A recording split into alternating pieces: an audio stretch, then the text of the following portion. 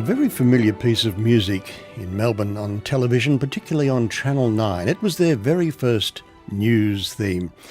And when we speak of Channel 9 and news, who better to tell us a little bit about the history of the place and also his involvement with Channel 9. I'm very happy to announce Brian Smith as my studio guest. How are you, Brian? I'm very well, Alex. Thanks. Yes. It's delightful to see you. It's good to see anyone these days. That piece of music, of course, heralded the Channel 9 news for a number of years. Very impressive piece. It did. And they were in the days when they used to have a clock so that programs finished on time. I remember that, yes. And the announcer would come on and tell the time. Yes. It was just like radio with pictures. It was, yes. How did you started in television, didn't you, rather than radio to TV? Well, it was funny, Alex. There was a temporary job going at GMV6 in Shepparton. Right. As it turned out, he's now a friend of mine, but a fellow named David Bryce was going overseas. And Rob Brow, who was at Channel 9 originally and then went to GMV6 program manager, came down to Lee Murray. Oh, yes. And said, have you got anyone? And so I went up there on a temporary basis for 3 months and stayed there for 19 months. Right. At GMV6. Now, you took over from somebody, didn't you? Nancy Cato, the great Nancy Cato. Yes. Delightful lady and a great talent, yeah. And from GMV6? Well, I got poached. I don't know what they call it these days. Headhunted, I think. Headhunted. To go to, they were opening a new television station in Griffith. Oh, yes. In the Riverina. Right. And so a friend of mine who'd been at GMV6, Kevin Callaghan, said to me, will you come up and be the chief announcer? So I went up there to Griffith, at the MIA they call it up there, and I opened the television station on December the 15th, 1965. Right. In Griffith. In Griffith. With a couple of other, Peter Booth, who's now was with the ABC for many years. Right. Peter was doing breakfast. I would do mornings, and Peter would come back and do lunch. Right. But that was 1965. We opened that with Al Grasby, Bill Armstrong, not the Bill Armstrong, but Bill Armstrong, who was the starter for the Melbourne Cup for the BRC. Yes. And, and Al Grasby. Al Grasby with the tie. With the tie, yes, he had... His dress sense was different. I'll never forget Al Grasby's ties. Yes, and he became a good friend of mine, but in latter years fluffed his lines a touch. Yeah. And but he was a great local member, and ironically a mate of mine took his place when Al went to the seat of Riverina in the Federal House. So I sent him a telegram, welcome to the national capital. I was in Canberra at that stage. Right, you'd moved on. I'd moved on to Canberra and top of Black Mountain, where the Telstra Tower is now. Yes. Our studio was up there. Oh, really? And what was the channel? CTC7. CTC7. And what were you doing at Canberra? News, sport, had football shows. And ironically, the other day I was noticing that Alan Hurd, James Hurd's father, came out in defence of James. Alan was one of my first panellists up there at CDC7. On your program, like a football panel, talking about the games that were coming up or the post-mortem or whatever. Yes, Alex, that was it. And it was a great spot to live, Canberra. 3 years I was there, and we also went into Cooma and Goulburn. You would, you would. So that was good. It was a great spot to live. And when did you make, I guess, the big smoke? Tell me about that. From Canberra, Alex. I was at a wedding one day, a friend of mine, Frank and Judy Penigal. And Judy, ironically, was the niece of Wilbur Kentwell, the organist. Yes, we play a lot of Wilbur on the program. Judy was his niece. But she married Frank Penigal in Canberra. And at the reception at the Canberra Rex, there were two blokes, Huey Hill, who was in props and everything at Channel 9, and a bloke named Graham Kennedy. Graham Kennedy, now where do I know that? So I was sitting on their table, and Graham was sitting there very quietly until he was announced, and then suddenly the lights came on. Oh, yes. It was like that. Yeah. And Huey Hill said to me, why don't you come back to Melbourne? You've been away for 7 years. That was Shepparton, Griffith, Canberra. Yeah. And I said, yeah, I will. So I called in to see Mike Schulberger at Channel 9, Yes. 22 Bendigo Street. And he said, there's nothing going at the moment, Brian. The first approach, I think, was the usual story. You're overqualified for what we're looking for. Yes, of course. So it means we don't have to pay you that much. That's right. So 3 weeks later, he rang me, Schulberger, and he said, Peter Landy's going to Channel 7. Peter was working for 3AK and Channel 9 at that time. Sport? Yeah, he was doing a bit of everything. Right. And he said, can you read sport? And I said, yeah, of course I can. So I came down here, and Nigel Dick welcomed me to Channel 9. Oh, lovely man. Yes. So you did sport on Channel 9? Yeah. Well, listen to this. This may bring back a memory.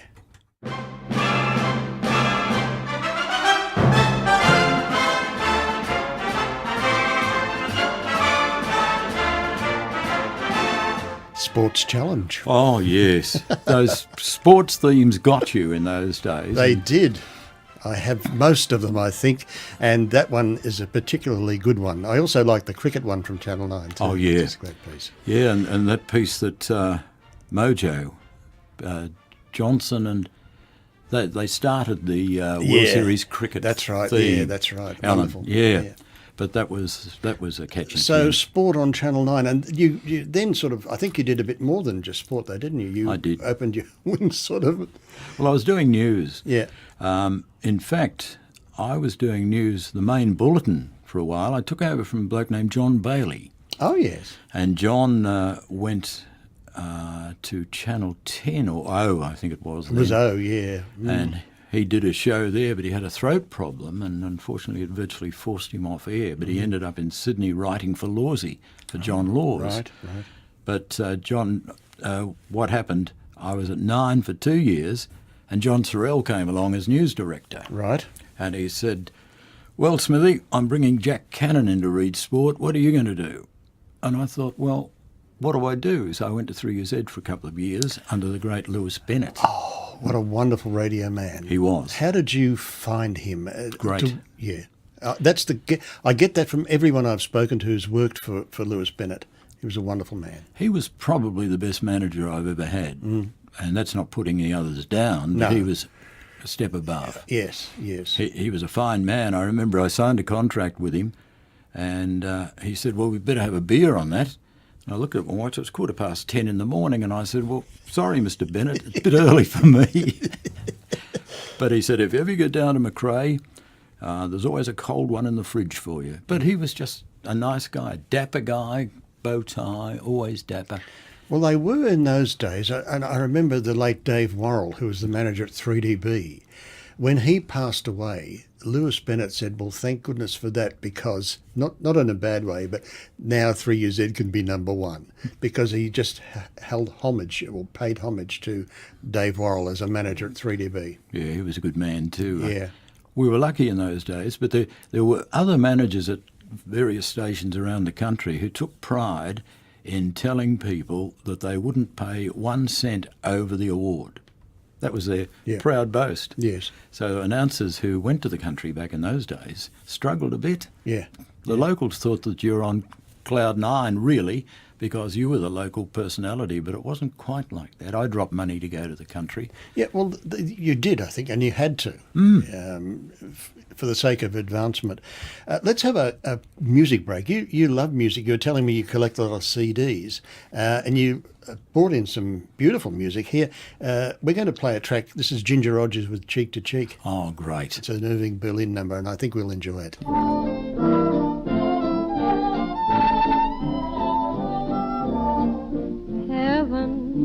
I'm in heaven, and my heart beats so that I can hardly speak, and I seem to find the happiness I seek when we're out together dancing cheek to cheek. Heaven, I'm in heaven, and the cares that hung around me through the week seem to vanish like a gambler's lucky streak when we're out together dancing cheek to cheek. Oh, I'd love to climb a mountain and to reach the highest peak, but it doesn't thrill me half as much as dancing cheek to cheek. Oh, I'd love to go out fishing in a river or a creek, but it don't enjoy it half as much as dancing cheek to cheek. Dance with me, I want my arm about you. The charm about you will carry me through to heaven. I'm in heaven, and my heart beats so that I can hardly speak, and I seem to find the happiness I seek when we're out together dancing cheek to cheek.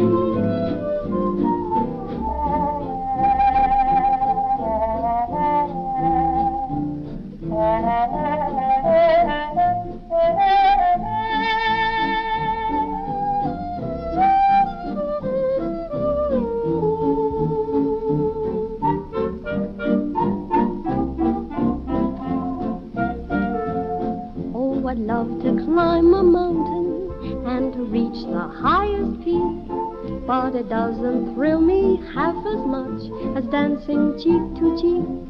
Oh, I'd love to go out fishing in a river or a creek, but I don't enjoy it half as much as dancing cheek to cheek. Dance with me, I want my arm about you. The charm about you will carry me through to heaven. I'm in heaven, and my heart beats so that I can hardly speak, and I seem to find the happiness I seek when we're out together dancing cheek to cheek. Ginger Rogers and Cheek to Cheek, and she was a great dancer, and she was probably better than Fred Astaire because she had to do it in high heels and backwards. Well, that's right. That's right. That's a good line. So we're talking. You were in radio. What other radio stations apart from UZ? I worked there for quite a while the first time, but John Sorrell then phoned me up after I'd been at UZ for 2 years reading news. Yes. And he said, I made a lot of mistakes when I went as news director at Channel 9, Smithy, will you come back? So I went back for another 13 years. Good heavens. And ironically, as a celebrant, the family asked me to do John's funeral service. So I mentioned during the service that I got the last word. But, You did indeed. but we remained friends, even though he'd sacked me a couple of times. But it was difficult times. That was 89 when interest rates were sky high. Yeah, golly. The recession we had to have. Yeah, that's the one. Yeah. But I was in banking. I wasn't allowed to go into radio until I got out of the bank. But no, my grandmother said, no, you're going into the bank. But it wasn't that one, it was the NAB. Oh. But I did 31 years in the bank. But that sort of gave me a good grounding in administration too. So you've done other things. When you got out of television, you wanted to make a few bob. You tell me you went into pubs. Yes, I bought one in West Brunswick, the Grandview, which was a ripper pub. Yes. But you didn't know who was going to turn up there. So True. you kept it pretty... But there was a good client base. And then after that, I went to Nagambie for 4 years. Oh, lovely Nagambie, on the lake. On the lake. Which pub did you have? The Royal Mail, which Royal was Mail. the last one heading towards Shepparton. Yeah, I was that's there right. 4 years Golly. with that one. But and then I became head of tourism and, commerce up there. It was good. It was a good town to live. It's a beautiful town. And you were telling me when we were in the music break there, my family, my grandmother was living up there when she was a mere girl out around Kerwin's Bridge and Chinaman's Bridge at Baillieston East. Oh, yeah, I know that area well. And Chinaman's Bridge, the caravan park, of course, is owned now by Jerry Ryan. Is that a fact? Jaco. Oh, I didn't know. Yeah, he bought that number of years ago, apart from Mitchelton Winery, which he also owns. Oh, right. Just a few things. It always amazes me. Nagambie's such a lovely place. We, when later on in life, we'd go on holidays and we'd go camping up by the the lake there yeah. at Christmas time. And I remember getting the hiding of my life as a teenager, young, about 12 or 13 or something. I was told to go to the bakery, which is not far from the lake edge, and pick up a loaf of bread. And it was one of these square ones, and it had just come out of the oven. And I tucked it under my arm and went back to the caravan. But of course, I didn't realise I was crushing it. Almost crumbs. I got a hiding. The Harvey's Bakery is still there. Is it? About 2 doors from the lake. Yeah, that's the one. That's the Yeah. one. That fresh bread. And you knew when it came out of the oven because you could smell it in the air. Oh, yeah. I still run into people from Nagambie. Dave Forbes. Now, Forbes were in the motor business in the main road in Nagambie. And David is now racing, and I do a bit of commentary at Sandown and Phillip Island and Right. Winton at Benalla. Oh, yes. And I see Dave Forbes, and that brings the memories back. It But would. that was where I went after that. And then radio stations. Well, I worked at ABC, SBS television. I did a bit down there at the Australian Ballet Building. Yes. Yeah, I did Australian rules football down there. Oh, right. And cricket. I can remember Dean Jones saying to me one day, I turned up at cricket practice with an SBS logo. And he said, SBS, what are you doing here? But of course it's different these days. But yeah. What did you went back out of pubs? Did you go just back into the Celebrant area? Yeah. That area. And I was freelance with the ABC. I did freelance at Channel 7 in 1992. I remember that because that was the Barcelona Olympics. Right. And Naomi Robson was reading news. And That's right. David Broadbent got me over there to do sport. And we rated a 42, which is the highest ever in a 3-station market. But of course, the awesome foursome were winning gold in Barcelona My word. during the bulletin. Yeah. So that was good. Timing was impeccable, but I don't mention that much.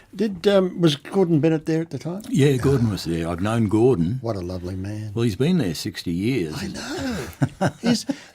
He came in here and he was interviewed, and we spoke at length about his career and how he started out with Ron Casey, and in the back of a Vanguard with a cine camera with the tour going down the Great Ocean Road. And no mobile phones. No. And they'd be stopping at a pub or something, not for a drink, but to phone back to 3DB or Channel 7 or whatever. Oh, amazing. He's an amazing man, Gordon. I first met him in Canberra. When I was up there at CDC 7, and he would come up with David Johnston for the Premier's conferences. Oh, right, and that's yes. where I first met David. Ironically, he'd been before me at 2RG in Griffith. Yes, he mentioned that he'd been in Griffith. Yeah. Yeah. What did you prefer, radio or television? What's your great love? Different. They're different. Each. I liked television.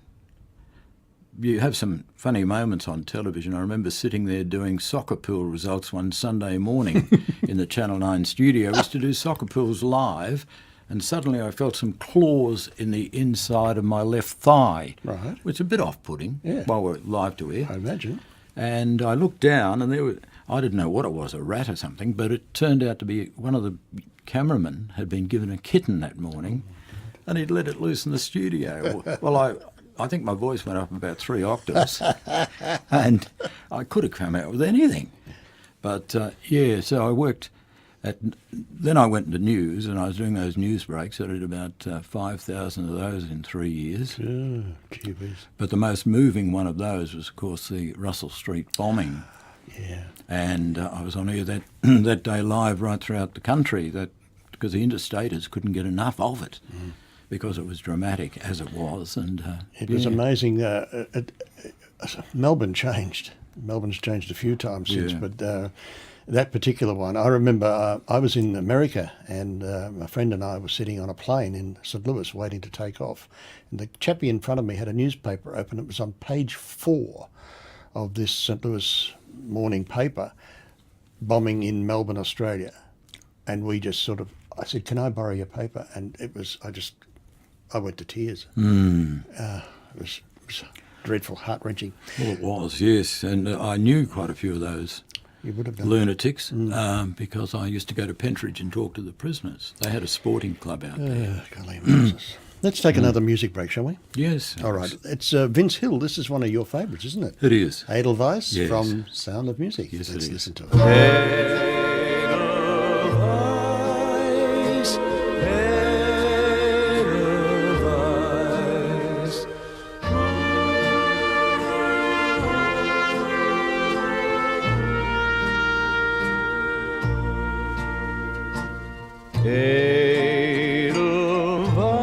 Edelweiss,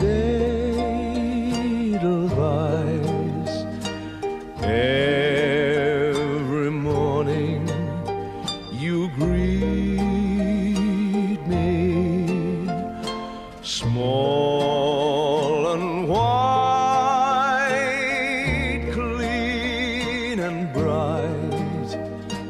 You look happy to meet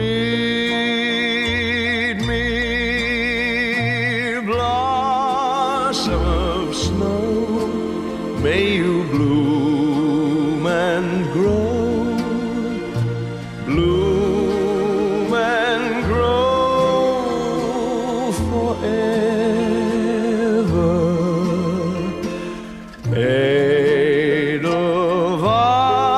Edelweiss, Edelweiss, bless my homeland forever.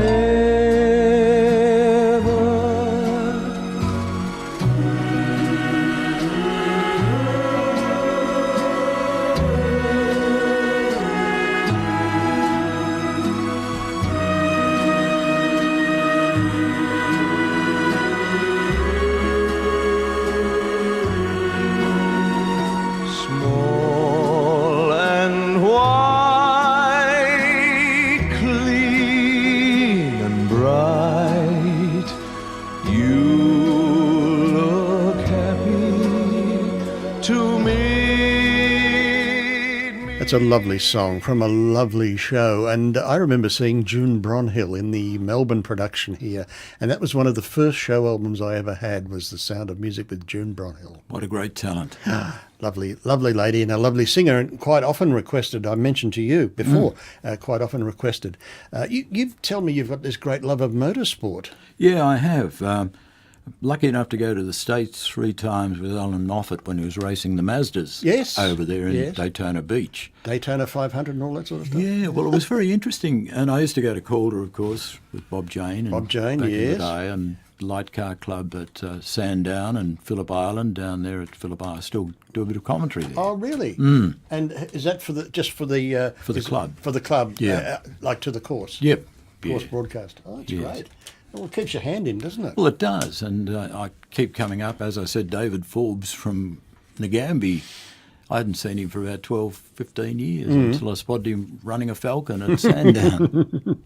And you're now largely involved with the Civil Celebrant. Yes, I am, yes. I decided to do that. Funerals and weddings, commitments, namings, all that sort of thing. Yes, I do those. So give yourself a plug. If someone would like something, how would we get in touch with you? Well, my mobile number's probably the best. Give it Alex. out. Yeah. 0412 0412. 427 247. So there it is. 0417 427 247. Yeah, 0412. 412. Yep. Got it. Yeah, so I do that and quite enjoy that. I think if people are in difficulty, and I don't say being married's being in difficulty, but if they've had a death in the family, I still get people from Ngambie Is in that a touch fact? with me. I wasn't a celebrant up there. I was a publican, but that was a different thing. It was the same thing. It's a shoulder. Yes, of course, and in a time of need, very much. Yeah, it is. I've required. made a lot of friends and renewed a lot of acquaintances, Alex.